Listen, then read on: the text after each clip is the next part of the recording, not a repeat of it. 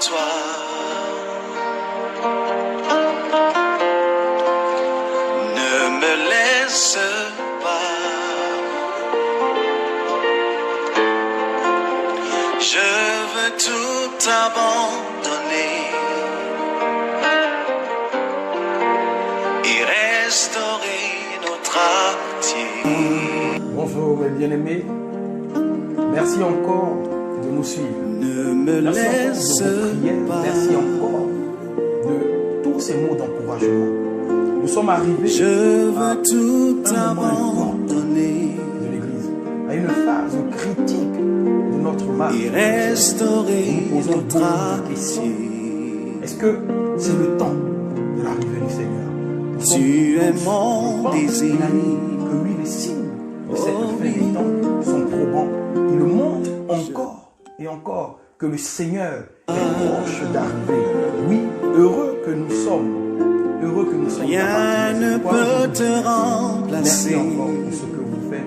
Merci encore pour vos encouragements et vos prières. Dans tes bras, je suis Nous sommes rassuré. tellement heureux d'être proche du Seigneur. Montre-moi Alors que la joie de ta Dieu soit encore manifestée dans vos maisons, me nous vous ramènes. disons encore que l'amour de Dieu continue encore de pleuvoir dans vos maisons. Oui, Sola Scriptura, cette chaîne qui veut parler de vérité, cette chaîne qui veut parler des Écritures, cette chaîne qui veut donner l'amour au peuple de Dieu pour les Écritures, afin que chacun puisse de lui-même scruter les Écritures et voir si ce qui est prêché par un quelconque serviteur ou une quelconque servante puisse être approuvé au contrôle des Écritures. Alors merci encore. Je sais que vous êtes heureux là où vous êtes dans votre confinement. Je sais que vous êtes remplis d'entrain là où vous êtes. Vous êtes comme Paul et Silas dans la prison en train de chanter et de danser. Oui, ce confinement n'est pas pour vous, frères, sœurs bien-aimés. N'est pas pour vous un emprisonnement. Ce confinement est pour vous un moment de recueillement. Un moment où on rentre en soi-même, une introspection, et où nous allons chercher ce qui plaît à Dieu et ce qui ne plaît pas à Dieu. Un moment de lamentation, un moment de pardon. Oui, les larmes doivent couler pendant ce moment. Oui, des larmes doivent couler, des larmes de repentance. Oui, vos maisons doivent être inondées de larmes de repentance. Oui, nous devons demander pardon au Seigneur pour ce que nous n'avons pas fait, qui ait été conforme à sa parole. Alors aujourd'hui, nous venons encore humblement auprès de vous, dans vos maisons, au travers de cette chaîne de télévision, des réseaux sociaux. Nous venons encore avec vous pour pouvoir parler de la Pâque. Parce que beaucoup de frères et de sœurs de bien-aimés nous posent des questions concernant la Pâque. Parce que tout le monde fête la Pâque, mais beaucoup de personnes sont en train de nous poser des questions concernant la Pâque. Alors nous voulons aussi rapidement, nous pouvons dire de manière succincte, à la base des Écritures comme toujours, nous allons essayer d'expliquer, selon ce que l'Esprit nous donne de pouvoir expliquer, qu'est-ce que la Pâque.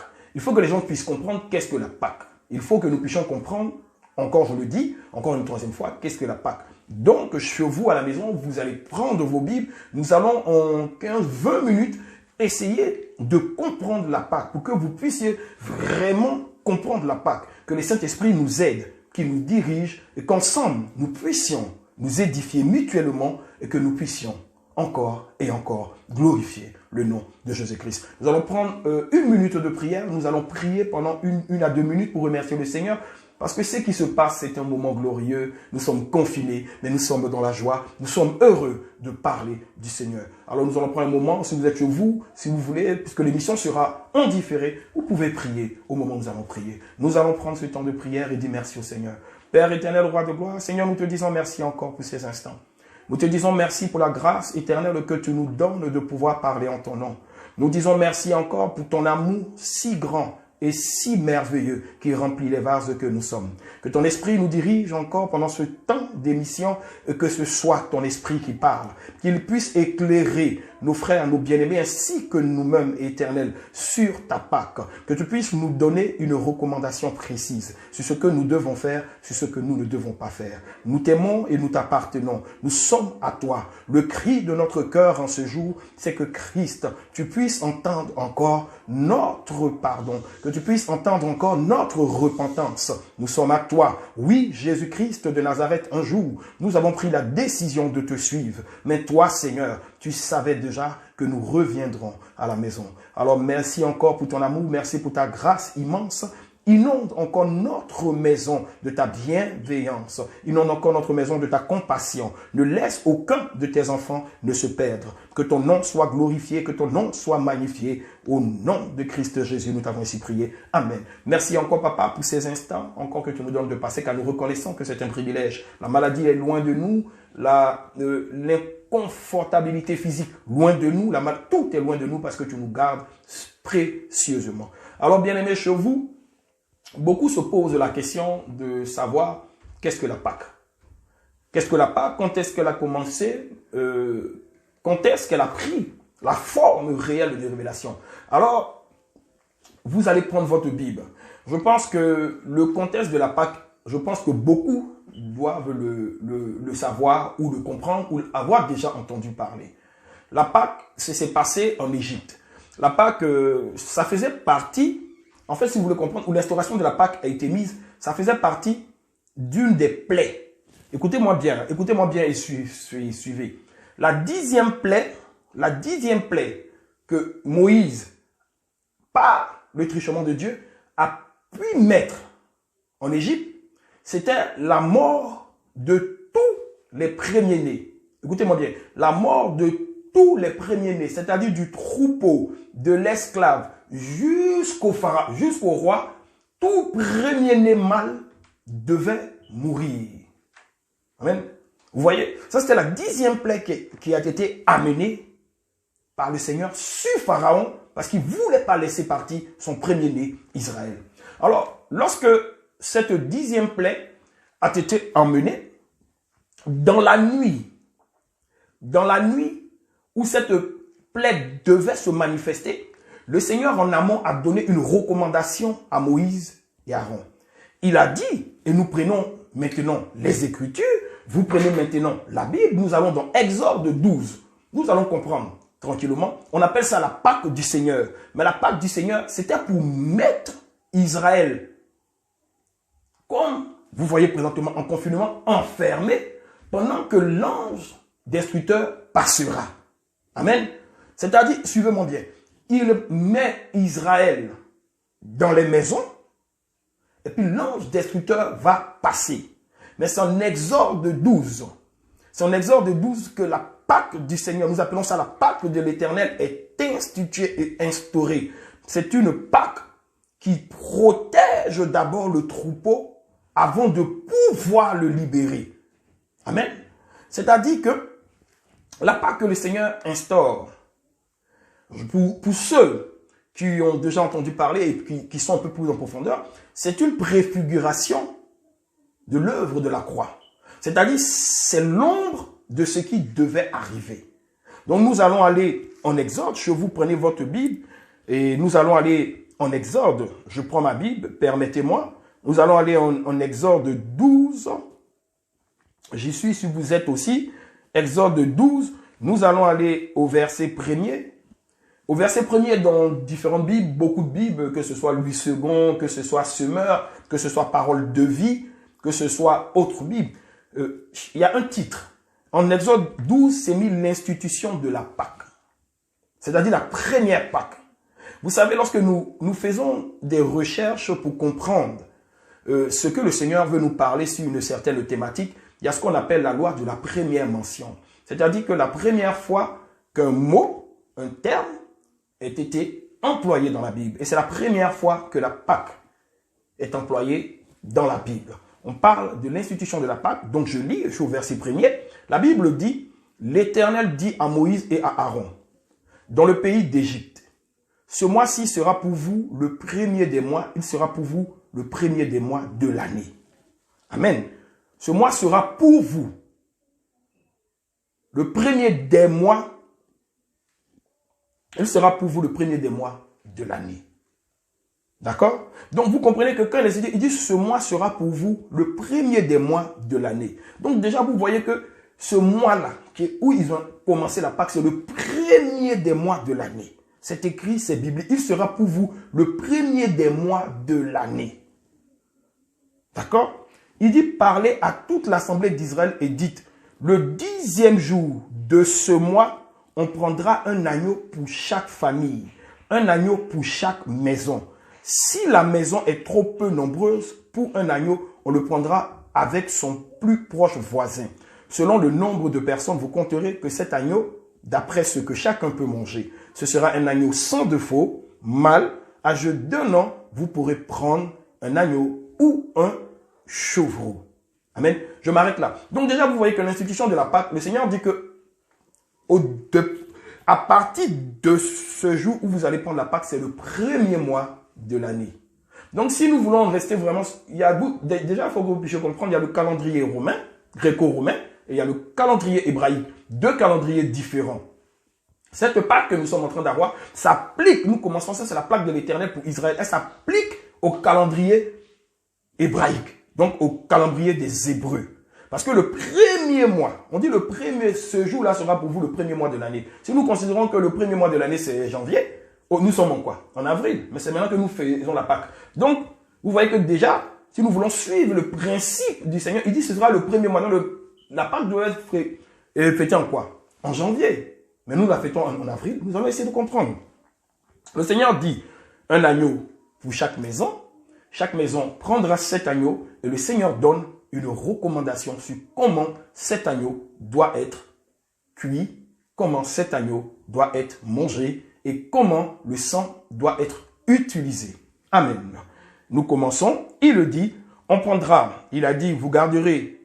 Il dit que vous le garderez jusqu'au 14e jour de ce mois et toute l'assemblée d'Israël l'immolera entre les 2 soirs. On prendra de son sang et on mettra sur les poteaux et les linteaux de la porte des maisons où on le mangera.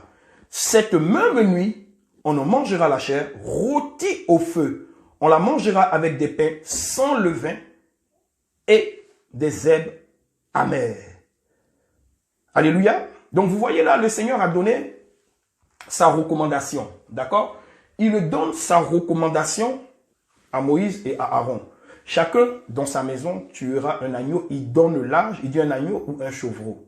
D'accord? Et il donne la recommandation comment cet agneau doit être cuit, bouilli et avec quoi il doit être mangé, avec un pain sans levain. Amen.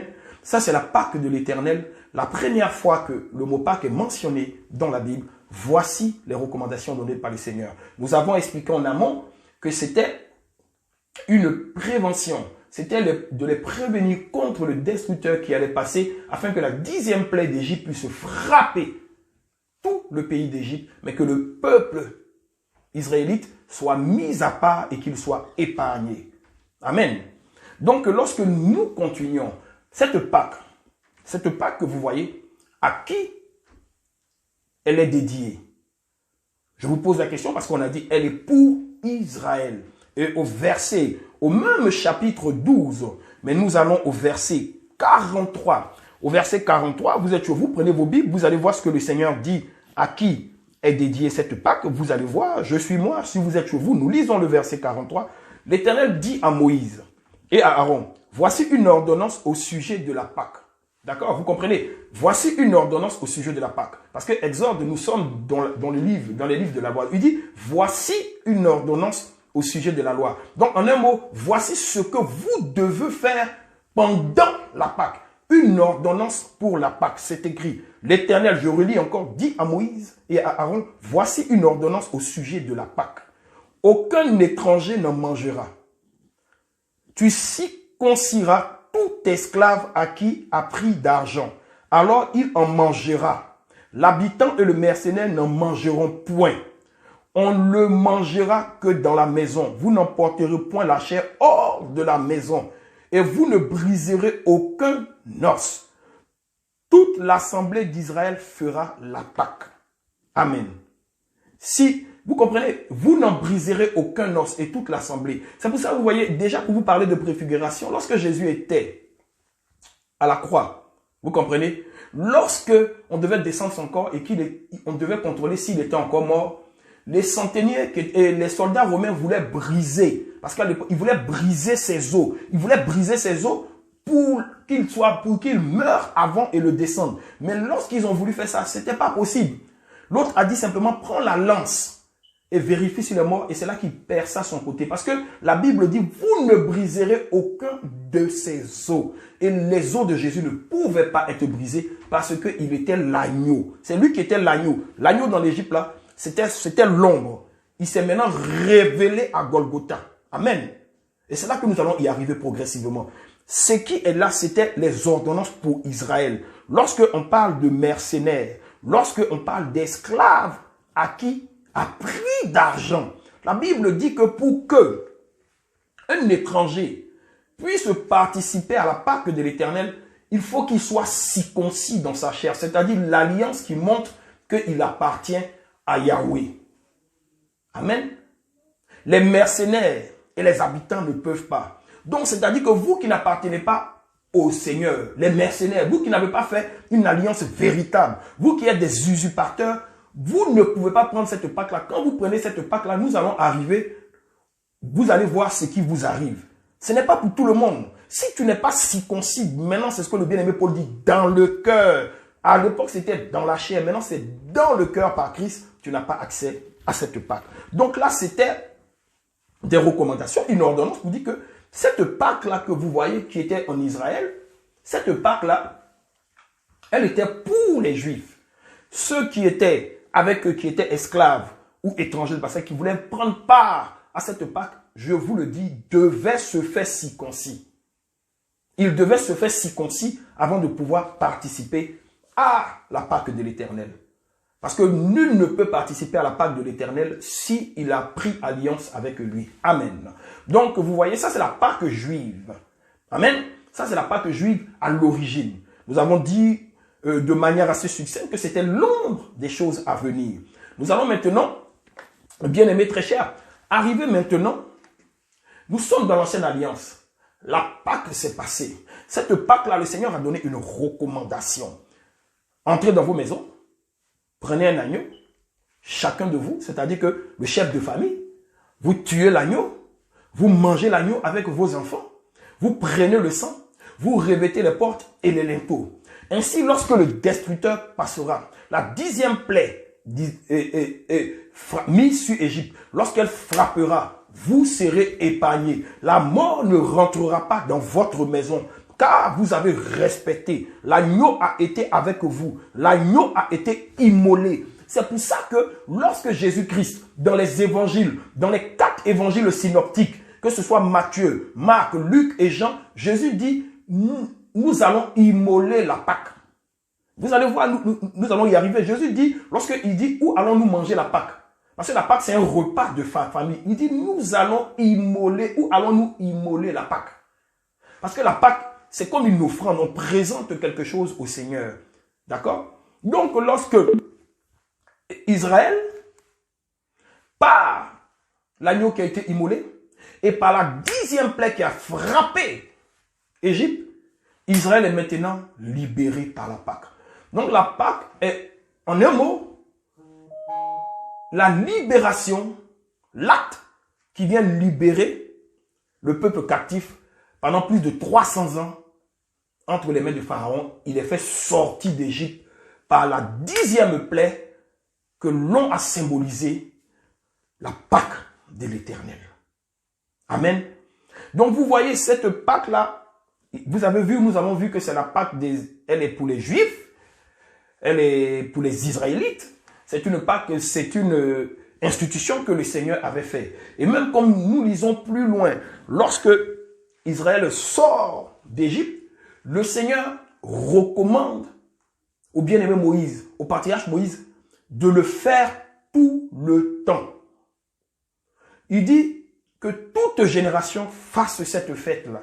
Que ce soit un acte, c'est ce que le Seigneur dit, que ce soit un acte de mémoire.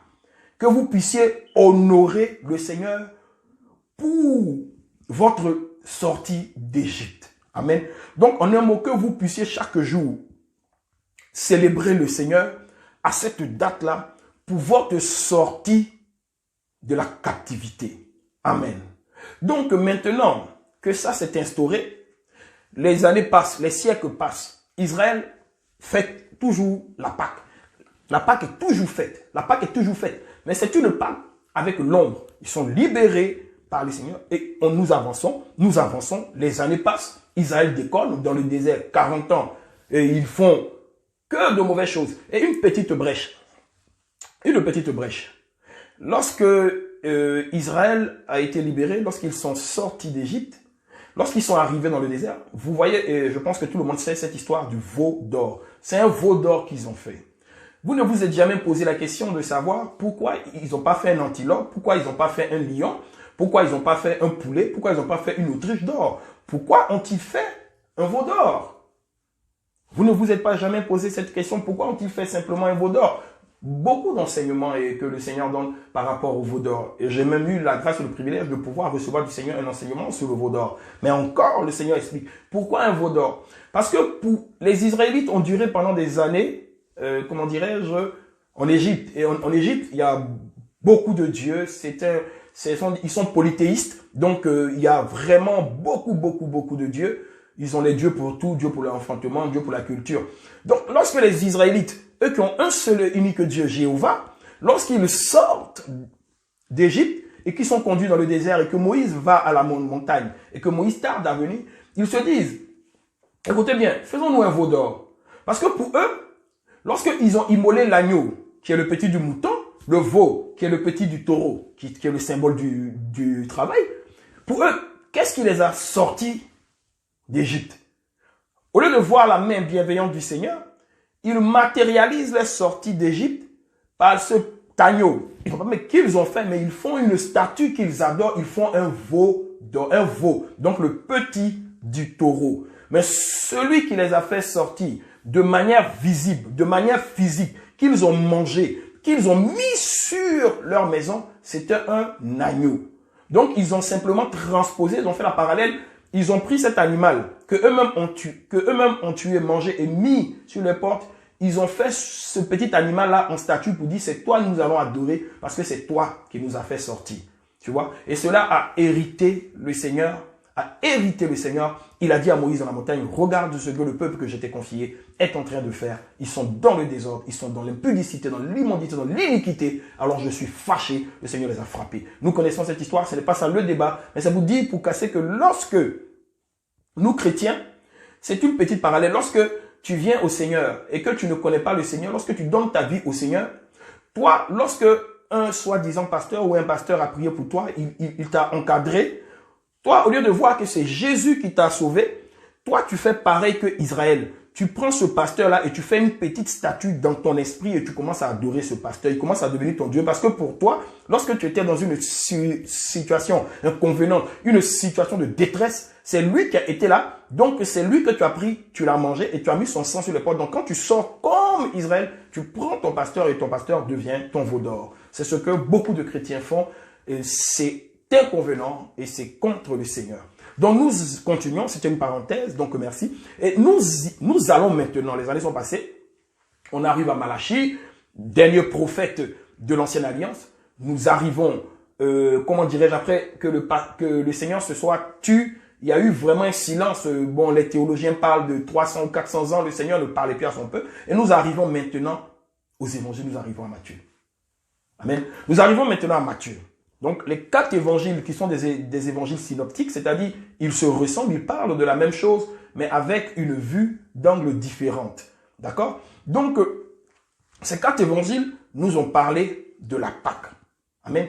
Ils nous ont parlé de la Pâque. Et c'est là que nous arrivons maintenant. Le Seigneur Jésus, il est juif, il respecte la loi de Moïse. Donc, le Seigneur Jésus, lorsque le temps de la Pâque vient, il a fêté la Pâque depuis qu'il était enfant avec ses parents, Joseph et Marie, jusqu'à ce qu'il grandisse et qu'il rentre même dans son ministère pleinement, après qu'il ait même agi pleinement par miracle, il fête la Pâque. Amen.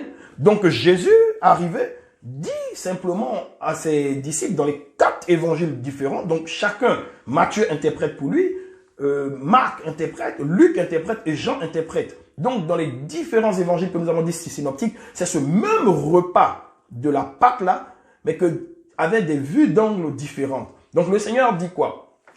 Nous allons dans les Écritures, vous allez prendre votre Bible, on va prendre la Bible, nous allons aller en Matthieu 26, nous allons aller en Matthieu 26, si tout le monde je sais que tout le monde a sa Bible parce qu'on est confiné, on est à la maison, on est confiné, nous ne pouvons mettre qu'à profit ce confinement pour lire les Écritures. Donc vous allez à Matthieu 26, chapitre 1er, et nous lisons ce que le Seigneur dit. Nous sommes en Matthieu 26, allez-y plutôt au verset 17, Matthieu, je dis bien Matthieu chapitre 26 et verset 17. Amen. Je lis la parole du Seigneur. La Bible dit, si tout le monde y est, le premier jour des pains sans levain, les disciples s'adressèrent à Jésus pour lui dire, où veux-tu que nous te préparions le repas de la Pâque? C'est la question qu'il pose au maître. Où veux-tu, Seigneur, que nous te préparions le repas de la Pâque? Jésus répondit, allez à la ville chez un tel, et vous lui direz, le maître dit, mon temps est proche, je ferai chez toi la Pâque avec mes disciples. Amen. Ça, c'est dans le livre de Matthieu. Donc, je ferai la Pâque. Il dit, mon temps est proche et je ferai la Pâque. La Bible dit en 19, les disciples firent ce que Jésus leur avait ordonné et ils le préparaient la Pâque. D'accord? Ils le préparaient la Pâque. Donc là, nous sommes dans Matthieu. Dans Matthieu, vous voyez la recommandation, ils ont posé la question. Le Seigneur dit, allez-y chez un tel. Dans Matthieu, on dit chez un tel. Et vous lui direz que le maître dit de préparer la Pâque car son heure est venue. Il faut qu'il puisse passer la Pâque avec ses disciples. Nous allons maintenant dans le livre de Marc au verset 14. Donc nous allons dans le livre de Marc au verset 14 et au chapitre 14, excusez-moi, à partir du verset 12. Le verset 12, nous allons voir comment Marc, lui, il voit cela. Nous sommes au 12, le premier jour des pains sans levain, où l'on immolait la Pâque. Vous avez vu, je vous avais dit en amont, immoler la Pâque. Immoler, c'est présenter, c'est sacrifier. On dit le premier jour où l'on immolait la Pâque. Les disciples de Jésus lui disent, où veux-tu que nous allions te préparer la Pâque? Ici maintenant, Marc, selon son intervention, il dit, et il envoya 2 de ses disciples. Maintenant, dans l'autre, on a l'impression que c'est eux tous qui sont partis. Maintenant, on dit, il envoya 2 de ses disciples et il leur dit, allez à la ville, vous rencontrerez un homme portant une cruche d'eau. Donc, vous voyez que déjà là, nous progressons. En Matthieu, on n'avait pas dit. Mais en Luc et en Marc, on dit, vous verrez un homme qui portera une cruche d'eau. Suivez-le. Vous voyez, est-ce que maintenant, de notre temps, nous pouvons voir des hommes? C'est les femmes qui portent des cruches d'eau. Est-ce que nous pouvons voir des hommes maintenant avec des cruches d'eau pour les suivre? Un homme et une cruche d'eau. C'est bien précisé, une cruche d'eau. Donc tout ça, ce sont des symboliques. Il faut suivre pour aller faire la Pâque. Qui va te montrer l'endroit où il faut faire la Pâque? Qui tu suis? Qui tu écoutes? Qui te donne des recommandations pour la Pâque? Est-ce que tu suis le Seigneur? Est-ce que les serviteurs de Dieu, les responsables de ton église, ont la cruche sur la tête? Est-ce qu'ils ont la vérité? Est-ce qu'ils portent la parole de l'Éternel? Est-ce qu'ils montrent la lumière? Est-ce qu'ils sont dirigés? Cet homme-là, tu les suis. Amen. C'est la question que nous te posons. Donc le Seigneur dit, vous suivrez cette personne et c'est là que nous ferons la Pâque. Vous voyez? Et ça, nous sommes dans le livre de Marc, dans le livre de Luc, ainsi dit. Vous voyez? C'est pareil. Et plus nous avançons, nous comprenons que Jésus, notre Seigneur, lui-même, et comment dirais-je, lui-même fait la Pâque. Lui-même, Jésus pratique la Pâque. Donc lui-même, la Pâque, il l'a fait. Mais c'est la Pâque, en mémoire de la Pâque de l'Éternel depuis Moïse. Donc Jésus lui-même, étant juif, la pratique. Mais maintenant, amen, maintenant nous arrivons à comprendre qui est la Pâque. Parce que depuis Égypte et depuis Exode, nous ne savons pas qui est la Pâque. C'est maintenant que nous arrivons et nous comprenons qui est la Pâque. Amen. Parce que c'est maintenant que la Pâque elle-même va se présenter. Amen. C'est maintenant que la Pâque elle-même va se présenter. Et lorsque la Pâque se présente elle-même, où c'est mieux expliqué, où cela montre que ces trucs, c'est dans le livre de Jean. Amen. C'est dans le livre de l'apôtre Jean que la Pâque est expliquée. Nous savons tous, maintenant, après lecture, après avoir écouté des messages, que la Pâque, c'est Jésus-Christ. Dont la Pâque, l'agneau qui a été immolé en Égypte pour sortir, amen, Israël d'Égypte, c'était Jésus-Christ. On appelle ça l'ombre des choses cachées. C'était la préfiguration de la croix. Nous allons comprendre maintenant c'est quoi la Pâque. Le sang de Jésus-Christ a coulé sur la croix. C'est un bois. La croix représente notre maison, notre domicile. Jésus-Christ est l'agneau immolé sur la croix. Donc vous ne pouvez pas être en dehors de la croix. Si vous êtes dans la maison appelée la croix, vous êtes protégé par le sang. Parce que le sang de Christ a coulé sur la croix. C'était le sang de l'agneau qui était mis sur les linteaux de la maison. Nous, en tant qu'enfants chrétiens, nous ne pouvons pas, en tant que disciples de Christ, nous ne pouvons pas être en dehors de la maison appelée la croix. Car le sang de Christ est sur la croix. Amen. Et c'est ce qu'il dit lui-même à ses disciples. Jésus dit, ceci est mon sang, le sang de la nouvelle alliance. Amen. Il précise que maintenant, voici l'instauration de la nouvelle Pâque. Le sang de la nouvelle alliance. Ce n'est pas le sang des animaux. Ce n'est pas le sang des animaux que vous avez présenté et immolé. Maintenant, c'est mon sang qui est le sang de la nouvelle alliance. C'est ce que vous devrez boire. Et il dit, vous mangerez mon corps. Il dit, ceci est mon corps brisé pour vous. Amen. Ceci est mon corps brisé pour vous. Lorsque nous rentrons dans les 4 évangiles, on appelle ça la Pâque, mais c'est maintenant que sort le mot l'instauration de la Sainte Seine. On parle maintenant de la Sainte Seine. Amen. On appelle ça le repas du Seigneur. C'est la Pâque, le repas. On comprend maintenant que ce qui était caché, voilé depuis Exode avec Moïse, est maintenant révélé par le ministère de Christ et par Christ lui-même. Christ vient nous dire à toute l'humanité qu'il est la Pâque. Il est l'agneau qui a libéré Israël d'Égypte. Israël était la préfiguration de nous. Nous étions captifs. Par sa mort, la Bible dit que par sa mort, il nous a libérés. Amen. Par sa mort, il nous a libérés. Nous étions captifs. Nous étions esclaves de ce monde. Et par son sacrifice et sa mort, Jésus nous a libérés. Amen. Donc, en un mot, comme nous avons dit, la croix représente notre habitation. Et le sang de Jésus est sur les linteaux et sur toute la croix. Ses os ont été brisés. Et ses os encore, sa chair a été brisée pour nous. Et c'est ce que Jésus dit. C'est ce que le prophète Ésaïe avait dit. Le prophète Ésaïe, en Ésaïe 53, avait parlé de l'œuvre de la croix. Il ne plut à Dieu de le briser pour nous.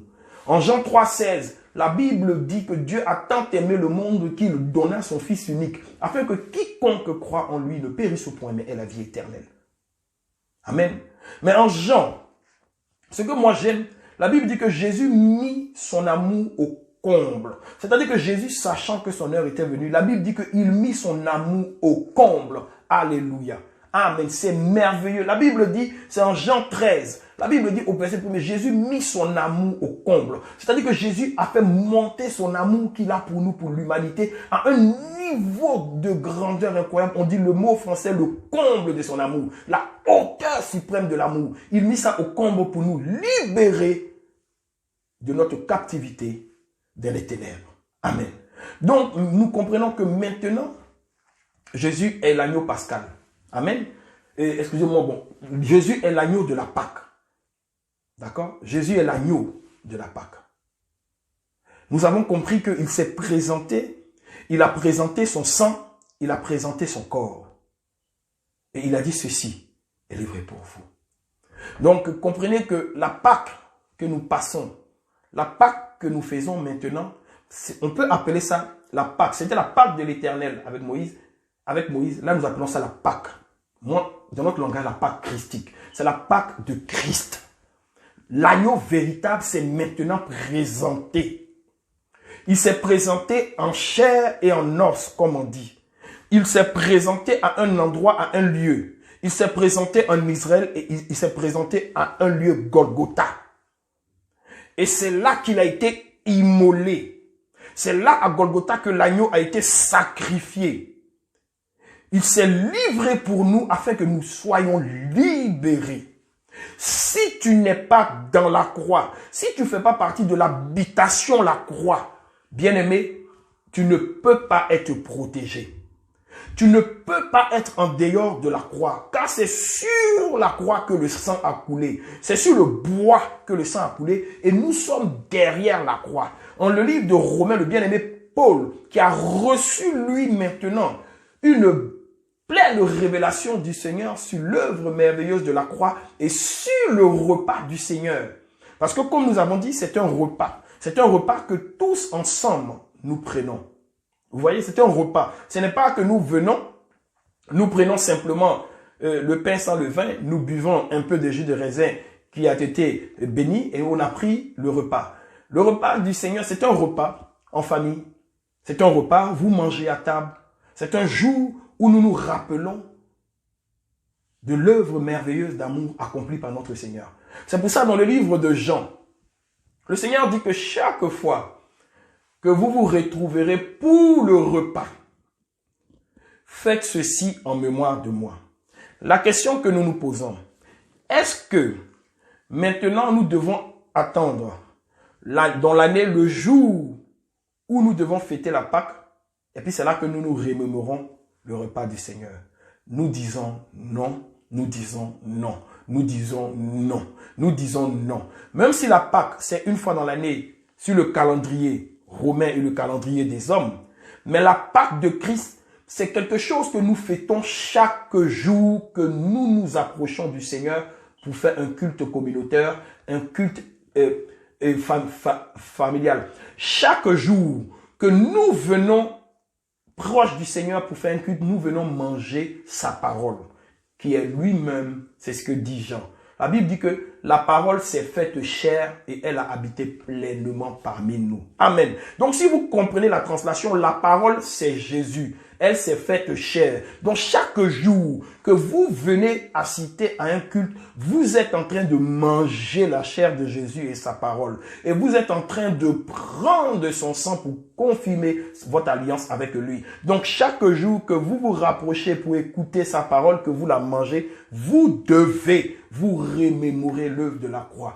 Aucunement lors d'un culte, on ne peut pas se remémorer l'œuvre de la croix. Si on ne se remémore pas l'œuvre de la croix, c'est qu'on n'est pas en train de prendre le repas du Seigneur, on est en train de prendre le repas des hommes, on est en train de manger la saleté, on va avoir des diarrhées, on va avoir mal au ventre. C'est sûr qu'on va avoir mal au ventre.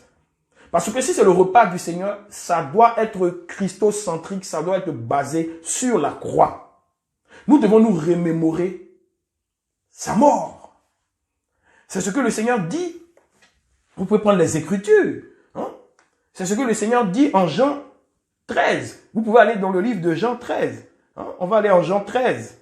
Nous allons aller dans le livre de Jean. On va aller au verset 13. Nous allons voir ce que notre Seigneur dit. Le Seigneur dit au verset, avant la fête de Pâques, Jésus, sachant que son heure était venue de passer de ce monde au Père et ayant aimé les siens qui étaient dans le monde, mis le comble à son amour. C'est ce que nous avons dit en amont. Il a mis le comble à son amour. Bien aimé. D'accord? Et lorsque Jésus, il dit, c'est lorsque c'est en Jean que nous voyons que Jésus a lavé les pieds de ses apôtres. Tout ça, c'était pendant le repas de la Pâque. Pendant le repas de la Pâque, il y a beaucoup de choses que le Seigneur a fait. Il a lavé les pieds, il a donné des enseignements de profondeur. Il a donné des recommandations. Il a dit à ses apôtres ce que vous devez faire et ce que vous ne devez pas faire. Amen. Avant que Jésus puisse aller à la croix, il a donné ces recommandations-là au dernier repas qu'il a eu avec ses apôtres. Mais ces recommandations-là, ils sont encore des recommandations qui sont encore d'actualité. Ces recommandations-là sont encore d'actualité. Elles doivent encore rester, elles sont encore d'actualité. Donc, comme nous sommes en train d'aller, le temps est en train de s'étirer, nous allons nous laisser là. et nous avons fait une deuxième émission sur la Pâque. Et nous allons parler de cette Pâque révélée par l'apôtre Paul pour expliquer encore plus en profondeur. Donc nous vous remercions encore de votre amour et de votre présence. Nous vous disons merci encore pour tout ce que vous nous donnez de comprendre. Nous avons été un peu longs, nous nous en excusons. Il y a tellement de choses à dire sur la Pâque parce que beaucoup de choses sont dites qui ne vont pas dans le sens des Écritures. Alors soyez bénis. Nous vous remercions encore de votre présence et nous disons haut et fort que l'œuvre merveilleuse de la croix reste debout dans votre maison. Nous vous aimons et nous vous souhaitons de passer en famille une très belle Pâque. Mangez l'agneau, mangez l'agneau, mangez l'agneau. Mangez Christ en famille, recevez pleinement le message qu'il veut vous donner, que vous soyez tous ensemble là dans votre maison en train de chanter et en train de célébrer l'agneau qu'est Jésus-Christ de Nazareth. Merci, soyez bénis, bénis dans vos maisons. Que Dieu vous garde. Que toi, rien ne peut te remplacer. Dans tes bras je suis rassuré.